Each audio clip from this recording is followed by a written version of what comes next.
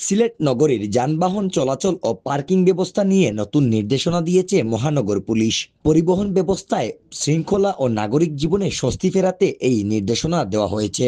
সোমবার 20 অক্টোবর বিকেল 3টায় SMP commissioner Abdul Kuddus Chowdhury স্বাক্ষরিত এক প্রজ্ঞাপনে এই নির্দেশনা জারি করা হয়। সিলেট নগরবাসীর জীবনে এক অভিশাপের নাম যানজট। হকারদের দখল থেকে ফুটপাত ও রাজপথ মুক্ত করা হয়েছে, তবে অতীতে দেখা গেছে মুক্ত ফুটপাত ও রাজপথ আবারও দখল নেন সিএনজি চালিত অটোরিকশা চালক, মোটরসাইকেল, ভ্যান ও লেগুনা চালকরা। এতে অবস্থা হয় আরো ভয়াবহ।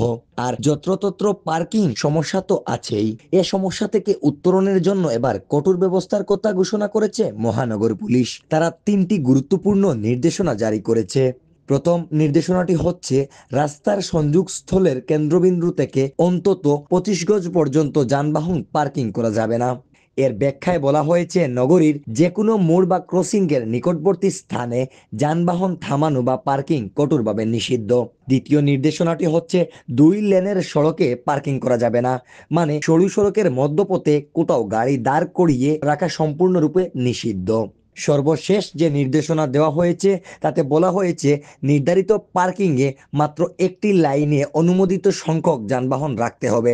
একাধিক সারিতে অনুমোদিত সংখ্যক গাড়ির অতিরিক্ত পার্কিং করলে কঠোর ব্যবস্থা নেওয়ার ঘোষণাও এসেছে। সিলেট মেট্রোপলিটন পুলিশের আইনের 27(1) ধারা অনুযায়ী ফুটপাত ও সড়কে যানবাহন রেখে প্রতিবন্ধকতা সৃষ্টি করা দণ্ডনীয় অপরাধ। এই আইন ভঙ্গকারীদের বিরুদ্ধে যথাযথ আইনি ব্যবস্থা নেওয়া হবে। পার্কিংয়ে বিশৃঙ্খলার কারণে জনজীবনে মারাত্মক দুর্ভোগ নেমে আসে। সিলেট নগরবাসীকে আর যাতে সেরকম কোনো দুর্ভোগ পোহাতে না হয়, সেজন্য এসব নির্দেশনা বাস্তবায়ন সবার সহযোগিতা চেয়েছেন পুলিশ প্রশাসন। নগরবাসীর অনেকে মনে করছেন, সিদ্ধান্ত কার্যকরভাবে বাস্তবায়ন হলে সিলেটের সড়ক ব্যবস্থা দীর্ঘদিনের বিশৃঙ্খলার অবসান ঘটবে। তারা চান, শুধু ঘোষণা নয়, নিয়ম লঙ্ঘনকারীদের বিরুদ্ধে নিয়মিত অভিযান পরিচালনা করা হোক। এহি আহমদ, সিলেট ভিউ, সিলেট।